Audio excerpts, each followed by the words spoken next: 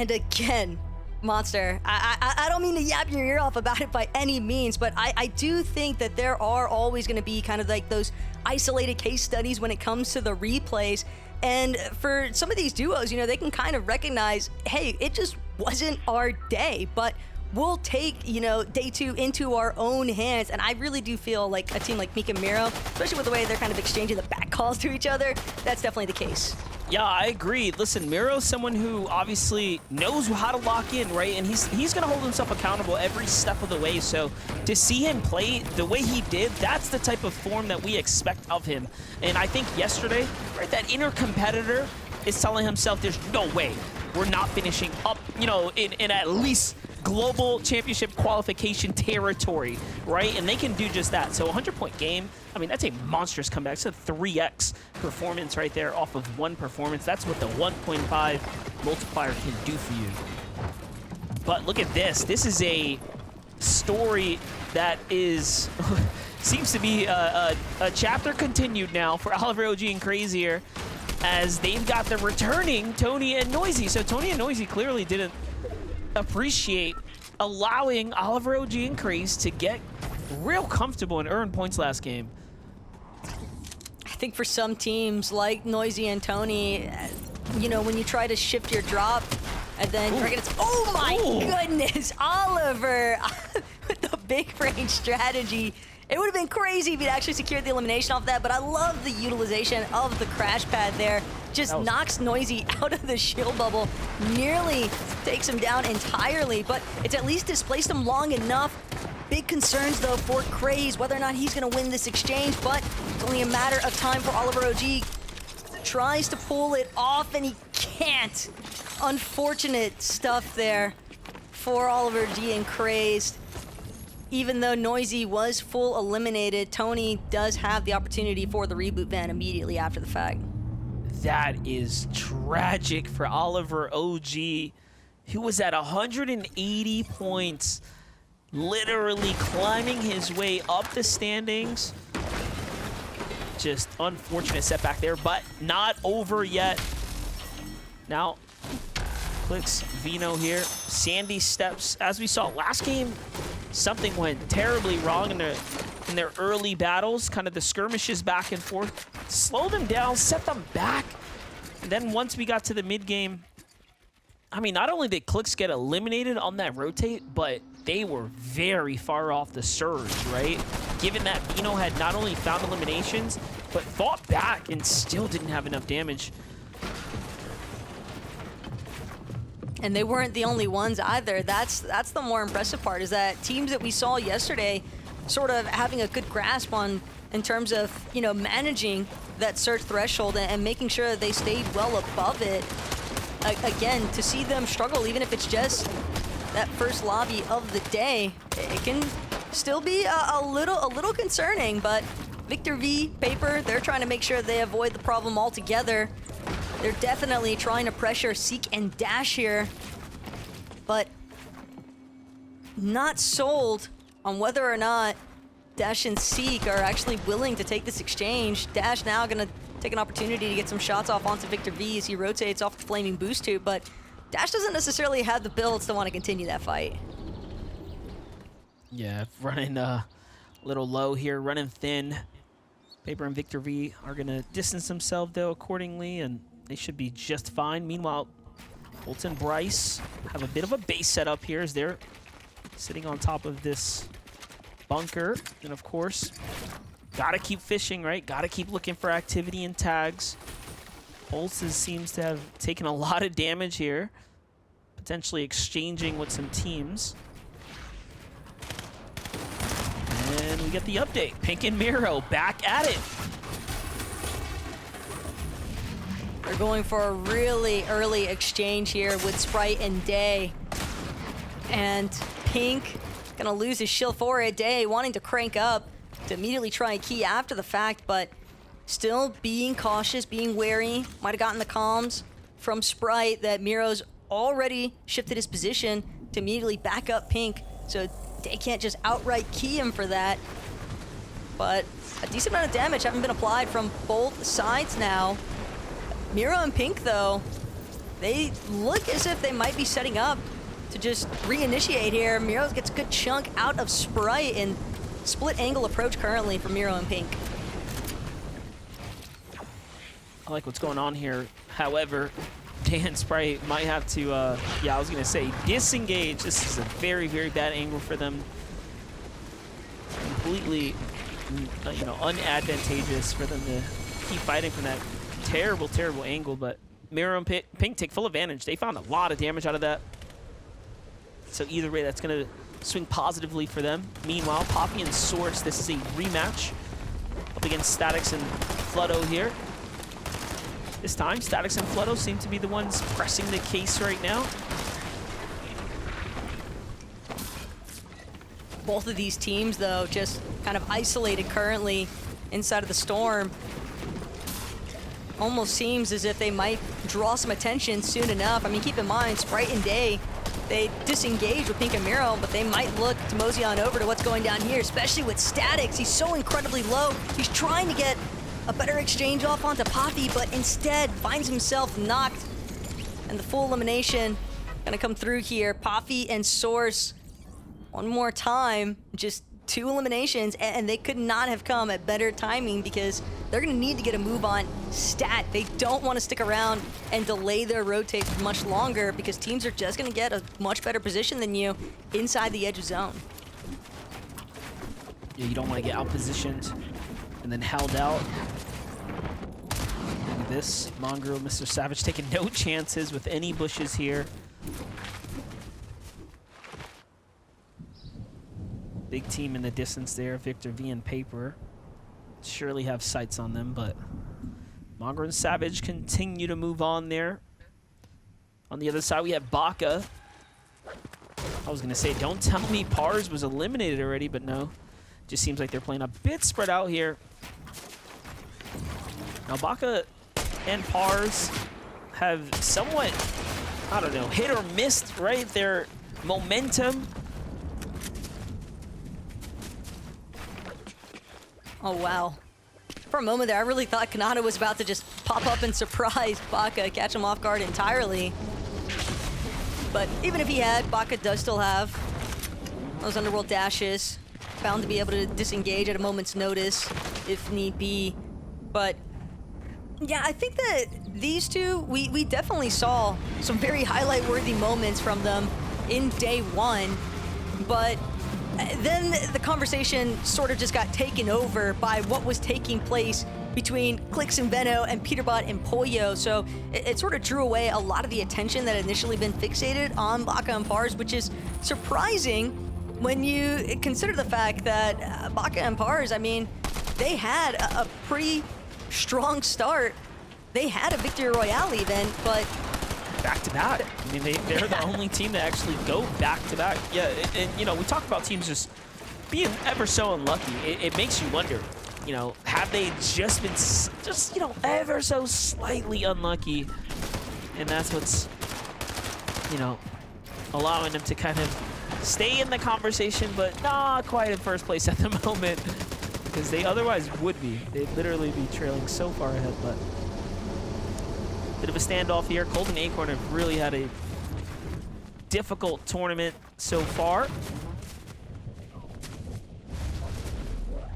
But when you consider that they're already qualified to the Global Championship, it does at least alleviate some of the pressure from, you know, that the other teams might actually be enduring currently because they know I don't actually have my seat on the battle bus for Fort Worth, and I get it, but also for Acorn and Cold, I think that they've kind of just been reliving that Seti Kami effect, essentially, where they're just trying to prevent the team that's contesting them at their drop from actually powering through. As long as they can prevent a team that could potentially be conning them at Globals, I think Acorn and Cold would definitely be happy with that performance. Oh, yeah.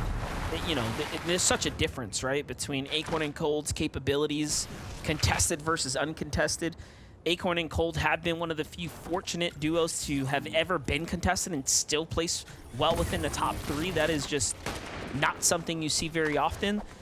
So you give them the space to work with, especially at globals, given that they have the experience from the previous, you know, LAN event. They're going to be a favorite, undoubtedly. And we'll just have to see, you know, who ultimately ends up being, you know, qualified through, because, you know, you don't pick your contested. They kind of pick you, right? Most of these duos just say, hey, this is my drop. Like, and if I qual, then it is what it is. Like, this is my drop. So it kind of just plays out that way. And we've seen what happens when teams try to switch it up. It just more often than not doesn't work out. Right? You don't have the experience built up over the full season or year for that matter. But talk about Cold and Acorn. Let's see what they're capable of, because they're going up against a very, very much prime duo right now, the Iamzo and Tayson here. It's a big, big fight, and they seem to be winning it by a large, large margin. Tayson and Iamzo forced to expend some big heals here. Iamzo claps back finally, though, finding his first tag. The chop comes through, and the beautiful 48 swings right into the shield there of Iamzo. But then Iamzo and Tayson doing a pretty solid job at just creating some space, building some distance, getting a box or two between themselves and where Acorn and Cold are currently situated. And this halt it's going to buy enough time for both parties to essentially utilize the shield resources that they needed to get back to full. But now there is concerns building on the horizon. A couple of other teams getting drawn towards the sound of all this action. TK Turtle Tavern seeming like they wanted to be involved for a moment, but actually then choosing to back off. And even further still from TK and Turtle Tavern, I believe it was Paco and Vorteca. And again, a lot of these players tending to carry 100's DMR, so it would be a lot easier than you think to get some stray shots going, which could really shift the momentum behind who's actually winning inside of those close battle box fights. So I understand the purpose for halt there between Acorn, Cold, Tayson, and Iamzo. Both those teams just too experienced to want to be victims of a third-party intervention.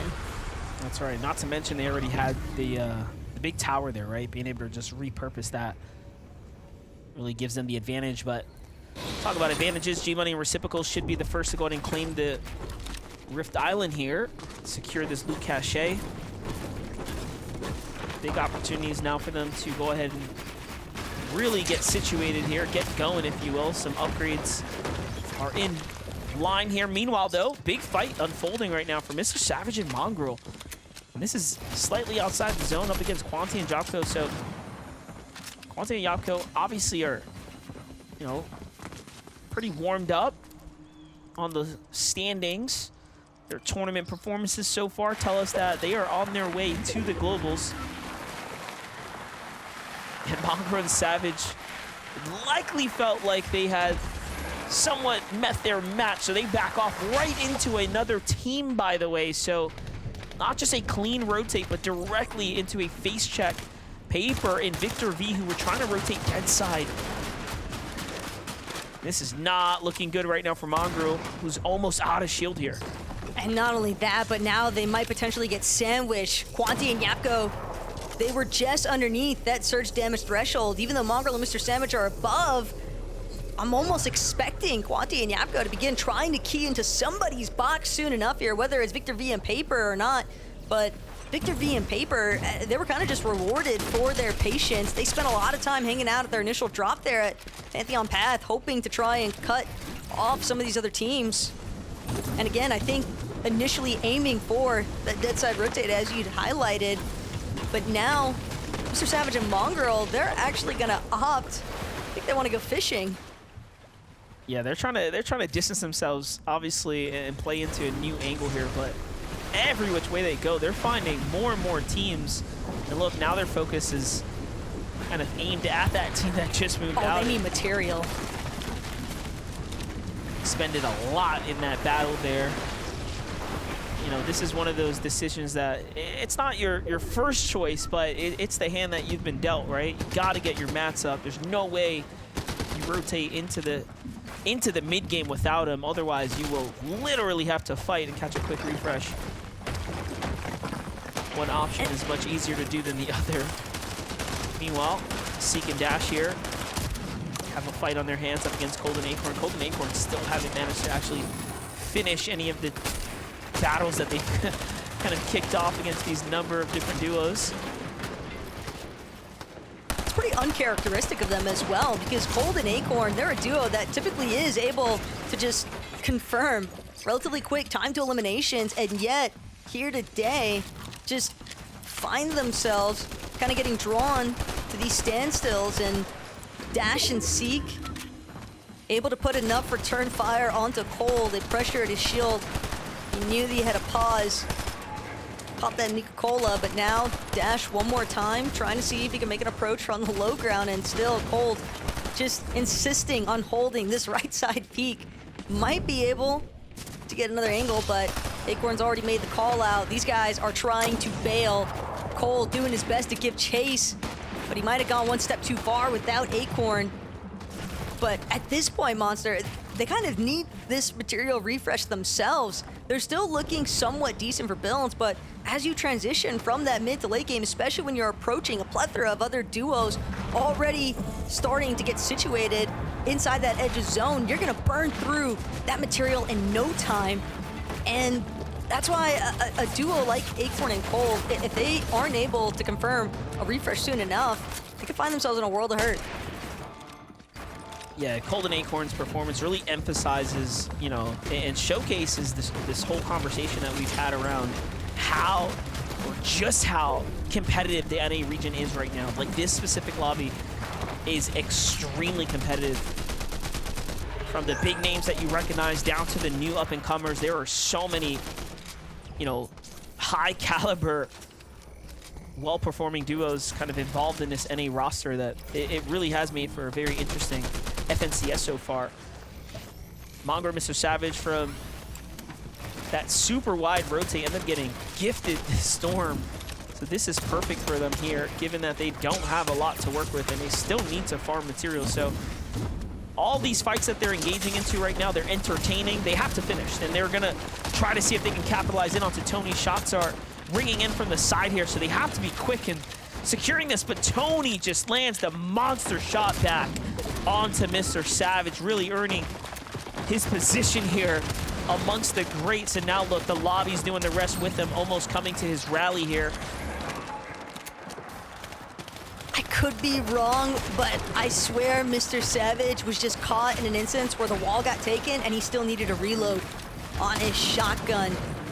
That either way, it is a tragic closure potentially here in lobby number 8, because Mongrel trying to do what he can to fight back. Clips Tony, but not enough to drop him outright. Still needs a little bit more damage. Meanwhile, Tony, he's got more than enough. He could potentially just look to rotate and completely abandon this exchange here with Mongrel, but Mongrel knows this is his best opportunity. It's a solo versus solo situation. Regardless of what happens after the fact, he wants to just keep hope alive wherever possible. Loses his shield one more time, does still have a few small shield potions to work with, but he's not gonna have an opportunity to pop them just yet. And then flanked from the side, Sphinx ultimately gonna get the elimination credit there. Tough break for Tony as far as points are concerned, but he's already got 5 elims at least, so probably not too upset by this. At the same time though, it definitely left in tatters. Crazy to see the gap between 31st and 32nd, where those two duos you just watched clash out in. As we kind of literally tune in, that was Baka landing on Pink and Miro, by the way, and catching a full set of eliminations to keep their tournament run alive, to keep their opportunity chance at the top 5 right now still in the conversation here.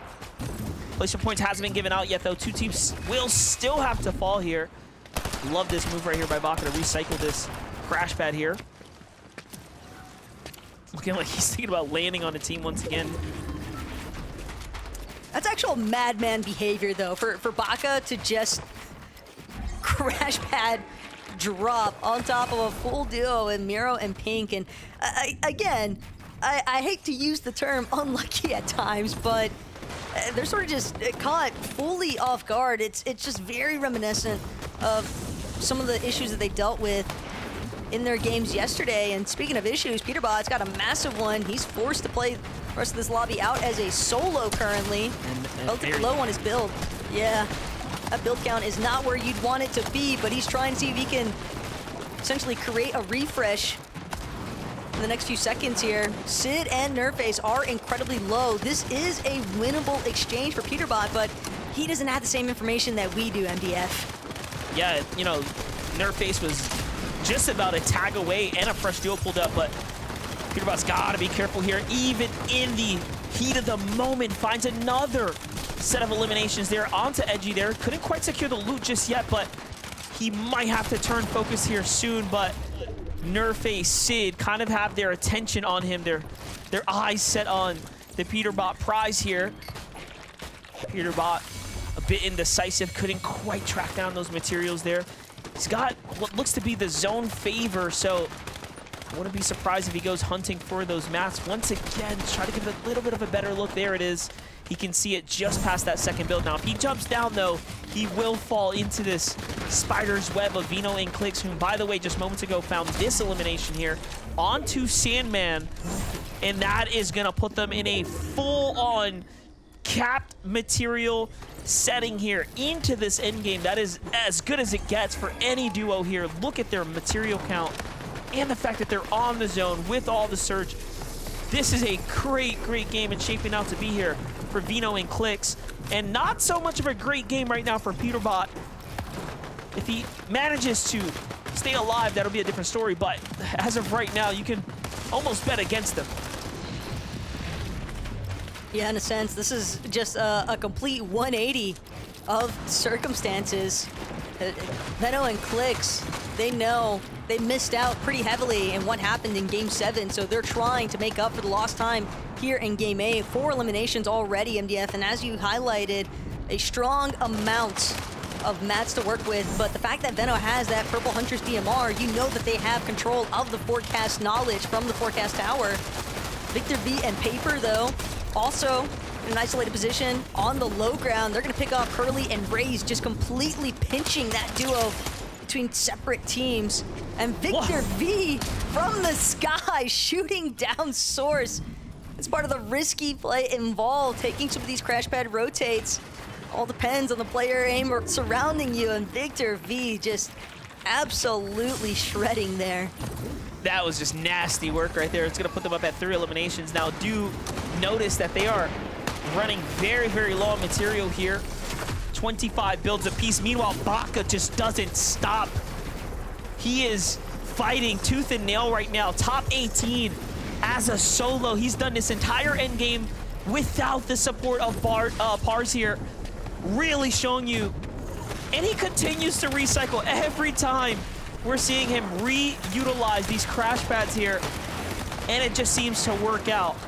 And it makes sense, because the teams that go before him are almost setting up the foundation, and then he's basing up on top of that, as you're watching unfold here. But he's only 27 above right now.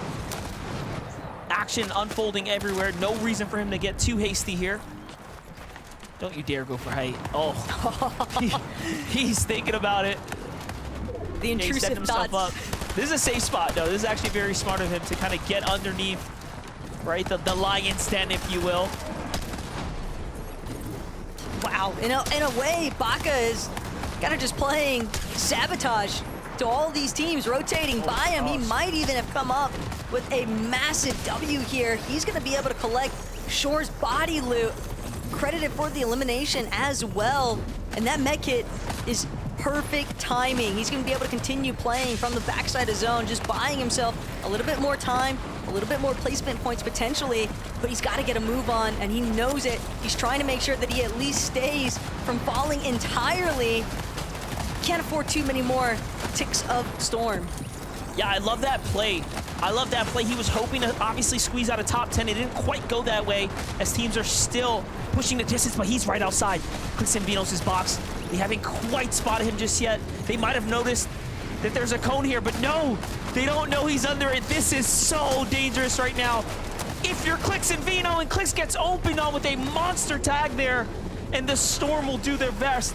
But oh my gosh, that might just fully affect Vino and Clix's chance to actually winning this game. Let's not forget, they were one of the most positioned teams, material count and health-wise coming into this, so it's gonna slow down their momentum just a little bit, but all of their competition long, long gone, minus Brycx and Boltz, who have the high ground right now, who are trying to win, by the way, another game here on the FNCS Grand Final stage.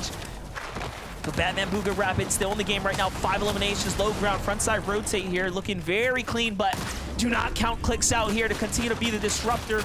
He's got a big 5 elims right now. And Clix doing what he can to try and grab that scattered loot, but he's gonna get cut off from being able to continue still. Rapid, he's got Agers on the other side of this wall. Agers, though, gets the knock onto Rapid. Batman Booga left to try and fend for himself. Agers, not particularly healthy by any means, but he's managed to move up. He's gonna have to drop layer switch one more time, back to the ultimate low ground, trying to break through these pre-existing builds. The elimination credit finally goes off there for Rapid, but it's threats underneath him. He's gonna play the ultimate spoiler card now. Boltz and Brycx looking all but confirmed here for this victory royale, MDF. And look at the points, right? This is gonna jump them way up into the conversation. They were doing, honestly, just fine without the multiplier. Now with the multiplier, victory royale under these circumstances are gonna give them such a huge swing up and give them a real chance to be your champions. But right now, first of all, game 8 is locked and loaded, and they do it once again. Who would think, right, to even fathom that a team can pick up multiple wins under this, again, type of competitive setting, given that we have the most competitive roster we've ever seen on NA taking place right here, right now. And I think that one of the other crazy aspects to consider as well is that Boltz, he's actually had the second most damage dealt, but he's only had roughly around 8 eliminations. Granted, that shifted towards the end of this last lobby, but it's just the fact that they haven't necessarily even been getting their full credit for the eliminations they could potentially have been securing, and yet these kinds of conversions into victory royales, credit where credit is due though, I respect the attempt there from Threads. It's just a very distinct health difference here that made this win really possible for Brycx and Boltz MDF. But I mean, things are definitely heating up right now in NA. Got to see what happens next though, right after this short break.